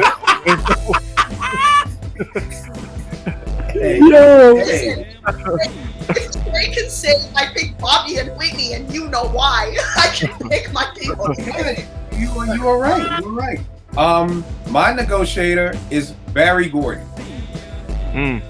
Oh, good one. Yeah, that was mine. There you go. Barry Gordy jerked everybody out of everything that they ever owned in their life, so he had plenty of cocaine on tap too. There you go. So Trey, I already got my man for you.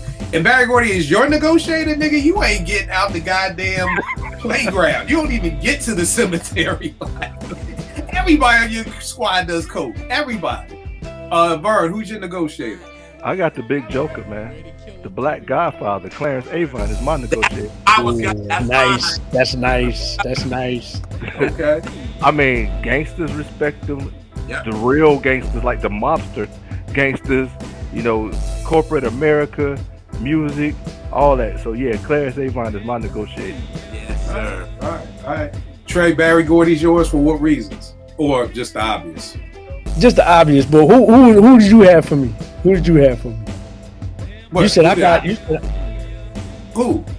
No, I thought you said no. I got the perfect negotiator for you. I thought you. No. I said you picked the perfect negotiator with Barry Gordy if he do coke too, because you screwed, bro. But I'm saying he's the. But that's what I'm trying to tell you. That's their superpowers. He's the supplier. He will supply them with the coke. Oh, so he's gonna give it to them at the right time. He's gonna give it to them at the right time. At the right time. Like leaving the cemetery, he's gonna let them do a line and then full speed ahead. You guys realize that Trey's gang is gonna self-implode, right? Like they don't need any outside forces. He just needs to begin to cut the island. They're gonna be doing like that. You know what I'm saying? Trey's gang got 2.5 hours to get to Coney Island. That's it. After 2 hours and 35 minutes, it's a wrap. He just got 2 hours and 30 minutes. Like the timer. What's one of the movies? I forgot which one of them Jason Strahan movies where he got like 2 hours to live and it's like the car is pumping. That is Trey's gang. He has exactly 2 hours. He got it on his watch. I promise you, they will make it. Whitney's got it on his watch. As long as Whitney make it, Bobby will make it. That is true. Because Whitney's not leaving Bobby. She gonna drag his ass across the finish line too. And Rick James is smacking everybody in his way. Yeah, you got Rick too. Yo, who was on your gang? Wait, who was on your gang, bro? Rick James, David Ruffin, Gerald Levert, Black Moses, Bobby and Whitney. And Barry Gordy is my negotiator. Okay. All right. Yeah. You got 2.5 hours, bro. You gonna need every minute of it. We're gonna make it. We're gonna make it. Trust me. That's from Bronx to Coney Island, so he's gonna make it, but they're gonna fall out when they get there. That's fine. We'll make it. Expedition. JR, who's your negotiator, man? Well, I was gonna say Clarence Avon because he would negotiate everything. Mm-hmm. Like for real. Like Vern said, he's most respected by everybody. Gangsters, executives, all that shit. He's a negotiator to make sure shit go right. Okay. All right. Porsche, who is your leader?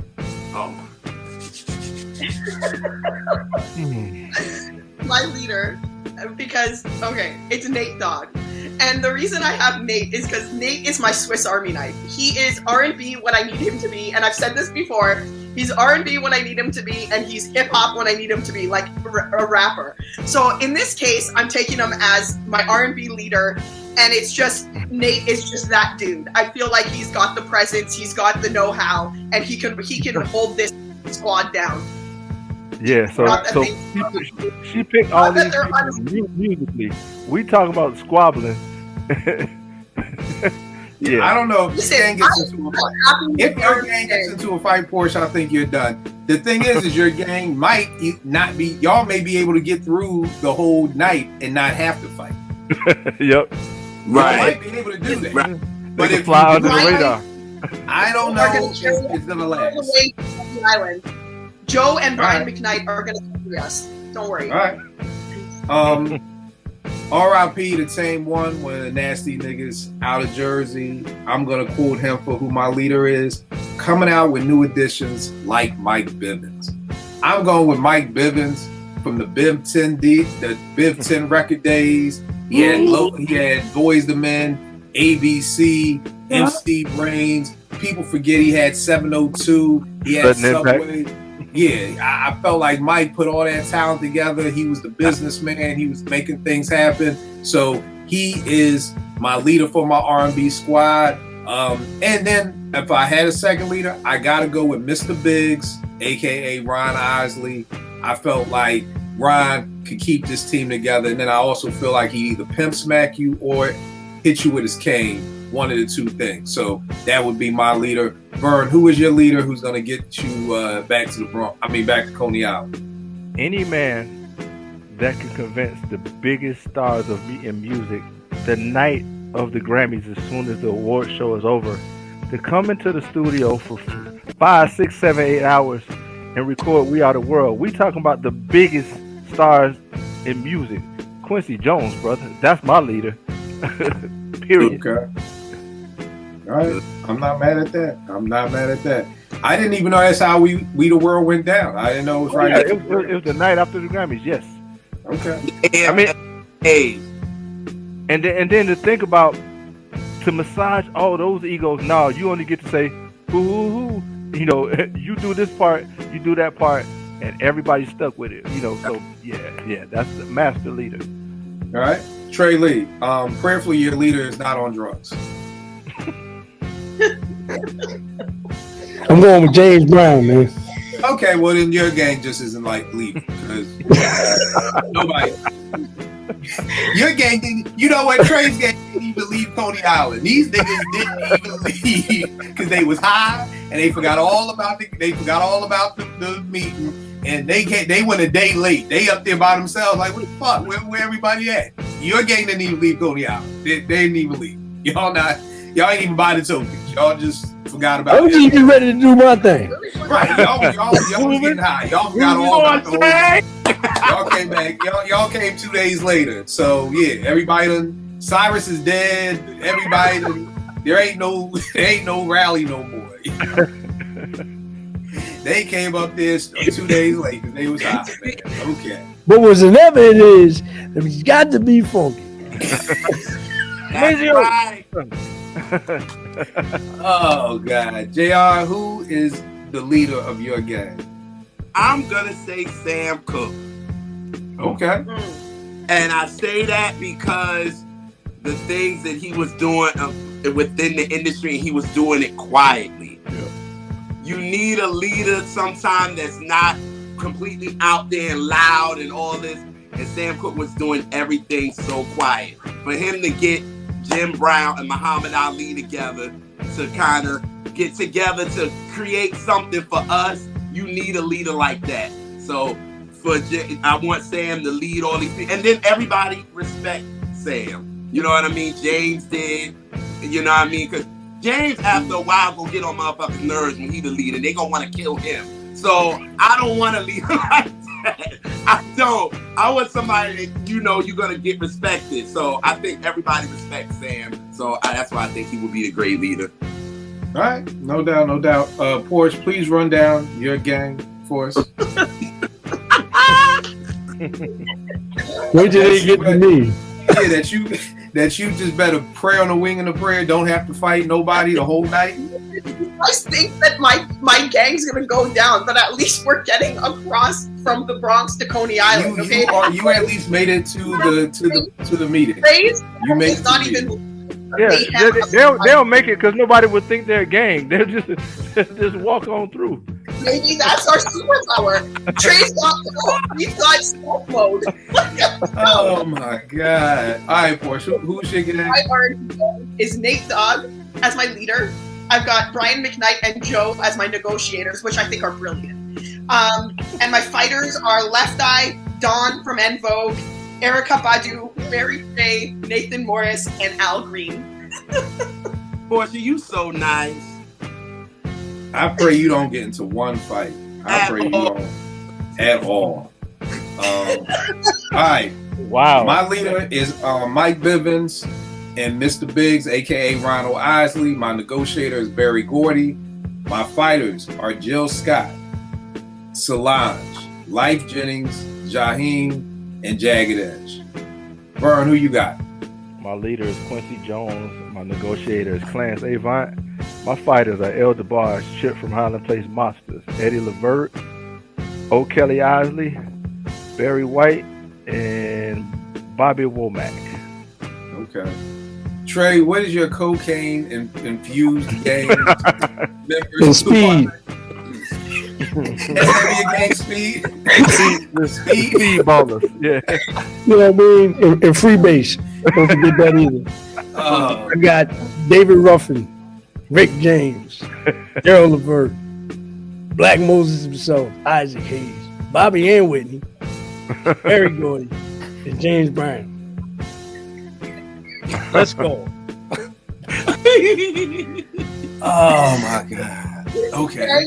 Let's laugh at me, but that gang is I don't think his gang leaves Coney Island. And if they do, they catch the wrong train. These niggas be down Times Square talking about where this nigga supposed to be at? Where this nigga like so I don't even think his gang makes it to the Bronx, boy. So you're right. You're right. JR, who's in your gang? I got Sam Cooke as the leader, Clarence Avant, Joe Tech, Keith Sweat, Isaac Hayes, James Brown, Stephanie Mills, and I had Bobby Womack he took, but I'm gonna say Mary J. Blige. Okay. The two extra fighters I had left, two women, Monica and Jasmine Sullivan. I just feel like Monica got some hood in her. No feel, she do. Yeah, Monica got some hood in her. Yeah. And Jasmine Sullivan, I feel like if I get Jasmine after the nigga done broke her heart, I'm good to go all the way. We going straight through any and everybody coming our way. So, So, Porsche, any extra R&B people for you? Nope. All right, Vern, any extra R&Bs? Yeah. South Central's own Patrice Rushen. Small but deadly. I think she can get you out of there. Bernadette Cooper. She got some gully in her, man, from Climax. Now, who's Bernadette Cooper? The drummer from Climax. Okay. Yep. See, Vern be knowing band members. I only know these lead singers. See, that's his dedication to the craft of soul music. I don't even know these people, but keep going. I mean, I gotta know Bernadette, anyway. Because we spent time in the summer writing with her. But anyway. And then I'm going to go to a wild card. I don't know why I picked him, but I just feel like Sly from Sly and the Family Stone. No, you need to put him with Trey Lee Group. Yeah, you're right. You're right about that. But that's what I'm going to do. I'm going to get him to befriend Trey's. Yo, Bird is gonna bump into Trey's gang on the way into the meeting and be like, "Yo, Slack, yo, go get them, go befriend them niggas over there. Yep. We gonna lay some of their shit. They gonna be done before Cyrus even start to speak. Them 9 niggas gonna be asleep over there to the side. That's my secret weapon. Yeah. JR, you got any extra people, man? I was thinking about this just now. One that could actually be a negotiator. I was thinking like India Irie. I think she could, especially with her music. It's like, or she could just bore you to fuck to death. Because when I listened to India's first album, no, I swear to God, she was like, "Yo, we gotta buy this album, India Irie. I love this song video." And I'll never forget, we went to the fucking Tower Records in Brockville, Maryland, And by the time we drove back to Silver Spring, we was like, yo, did we just hear one long fucking song? Like, this is like the soundtrack to slavery. Like, it was like leaving slavery. Like, this CD, I swear to God, I swear on my soul. Like, I'm not lying. You can ask T the next time you come over, JR. Just say Indy I read her. I swear to God, she would tell you the exact same story I just told you. Man, look at JR. So she may not negotiate, but she will bore somebody so goddamn much that they be like, nigga, just go through. Just fucking leave. I promise, if you stop fucking talking to me, just go. You win. Look at you. That's why I'm laughing. I'm sorry. That shit didn't sound like a long ass slave fucking soundtrack to you. No, now you're being disrespectful. No, you're not gonna come at India like that. Slave. I thought it was boring as shit, man. I liked it. I like it. I personally like it. But I'm the only person who does like me and T are the only people in the world who do not like Indy Irie. We just are. Wow. Because I think it was a point in life when you couldn't like Indy Irie. Like you had to like her. Like you know how like you almost had to like Erykah Badu. Like I think there was just that point. Like if you don't like Indy Irie, then you don't like Peace. Like what's wrong with you? But me and T just must not like Peace because fuck it, you know. You're terrible. No, I swear to God, JR, next time you come over, just say to T, Indy Irie. I swear to you, she will tell you the exact same story I just told you. Wow, so y'all think Acoustic Stove was boring? Well, keep this in mind, JR. I never went back to listen again. So it was just one listen. So maybe if I go back and listen again, but just driving home after a long day's work, listening to that was wrong. That was horrible. It was like, nah, if you know about the traffic out here coming from Rockville to Silver Spring on a weekday, yeah, we was like, yeah, this is like the soundtrack to slavery. But not no slave shit. No, I really honestly believe, like seriously, put that album on and close your eyes and just imagine people running and just fucking slaves. Yo, I'm dead ass. Put that shit on and put Roots on mute and tell me that shit don't go perfectly. I promise you it will. I promise you it will. It will. I promise you. You won't admit it, but it will. Somebody out there watching a slave movie with slaves running and put Indy Irie's first album, not video, but the rest of that shit, I guarantee you, it fits perfect. You will have dreams about Trey. Anybody else left on your R&B side? Yep. Shaka Khan. More cocaine. Right? Really, Trey? Like, no, Trey. Let's go. Forget it.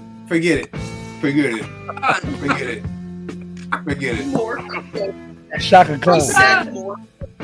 Oh, God. Either three things are going to happen. Sly's going to befriend them and Vern wins. They never leave Coney Island, or they take the train and get off at the wrong stop. Only those three things are happening. There are no other multiple choice items there left. It's not going to work. But I love it because your gang would be fun as shit to be in. Like, I mean, literally, I would want to be part of your gang just to have fun. For no other reason. We're not making it back, but we will have fun dying. We will die laughing our asses off. I can promise you that. We are going to die a hilarious death and be laughing the whole time. Yo, dope show, y'all. Me and Push have been talking all day about how excited we were and how funny this show was going to be based off of this. Yeah, so anybody who does this again, all I do is ask for the props. Just, again, it's like sample clearance. Just say, hey, I was watching Killing Them Over on Apartment 5B. Funny episode. We going to do hip-hop on the Warriors and everything like that. Just you know, I'm all good with sampling. You see all the records behind me, but just give credit where credit is due. That's all we're asking for. Trey Lee is working a huge single right now. He's everywhere. I keep looking up and he's fucking everywhere. He's doing shows. He's on TV. He's everywhere. What's going on right now, Trey, with the single? Where can they get it? Is there an album coming? What's going on? Party Time 25, man. For everybody that's listening, basically we celebrating a record that, you know, brought me to the forefront with regards to national exposure. The theme is Party Time, which I released in 97, February 4th, 1997. And then, you know, 26 years later on the same day, I released Party Time 25, which, you know, again, celebrates this monumental record that I had personally, you know what I'm saying? But I call it a reboot because it doesn't it gives you that vibe, but it's really a whole new record, and it gives you how I'm partying 25 years later. You know what I'm saying? And that's what I love about it. It gives you the evolution. It gives you the transformation. If you really listen to the record, it's not just a party record. You know what I'm saying? But the joint, bang. Shout out to OJ's who killed the production once again. And so it's available on all streaming platforms. You can see the video on YouTube. You can go to tracyleemusic.com also if you want to cop it, or if you want to cop it on your favorite streaming platform. And we have the merch, PTXXV, on at tracyleemusic.com. And then, yeah, definitely look forward to the new project, which I'm going to reveal it right here on Apartment 5B. Will probably be my last announced album. And when I say announced album, meaning there won't be any fanfare for any music that we put out after this. If you want it, you'll get it. It'll be on my website and all that. But we're not going to, give you the whole, 3-month lead up and all that. We're just going to continue to make music. But I think it's about time to not do other things, because I'm going to make music. But I think it's, there's some things going on that we have to maneuver to, and we'll still continue to put out great music. But this will probably be my last announced album, if you will, if that makes sense. But just stay tuned for that this summer. You know what I'm saying? All right. Quick question, Trey. Whose idea was it to do the 25th anniversary? It really spurred from Jez sending me the track, and then me immediately, because I was looking for a final record to put on this album that the album's been done since maybe October of 2022. But there was a space that I needed, sonically, the way, because the way I put my albums together is I put the music together first before I write anything. So there was a space like on in the third, in track listing number 3 or 4, that it wasn't moving right. And so Jez just out of the blue sent me this record, and I was like, oh, and I didn't catch it at first. And then I listened to it, I was like, oh, you used the thing, like bits of the theme, but it sounded like a whole new record. And then from that, it was like, well, damn, coincidentally, it's 25 years later from the time that I put out the original record. It was divine, you know what I'm saying? So it wasn't really like it was a thought process to it that we was like, yo, we're going to mastermind this and we're going to make it just really fell in my lap. And so when it fell in my lap, it just all made sense. Even down to the point of, yo, we're going to put it on streaming platforms. We have been, pushing it to the DJs for a few months before we actually went to the streaming platforms. And then, coincidentally, let's drop it on the same day as the original, which was February 4th.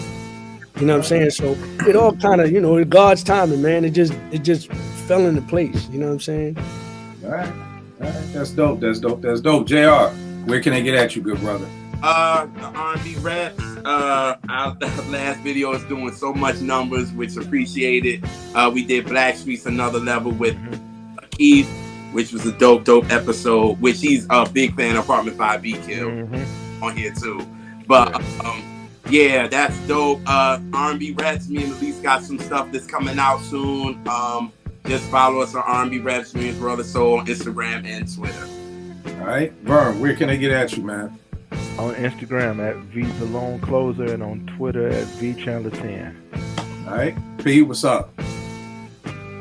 On Twitter at Cherchez La Porsche. That's it. All right. You already know this with me, Kill889, Twitter and IG. Shouts to everybody who's been showing love for the show that we did last week on Day Live. Just a lot of great feedback. A lot of people saying they loved the show, they enjoyed the show, reminisced with the show, learn more about Day Live. So good looking for tuning in. I will rock with y'all next week, good people.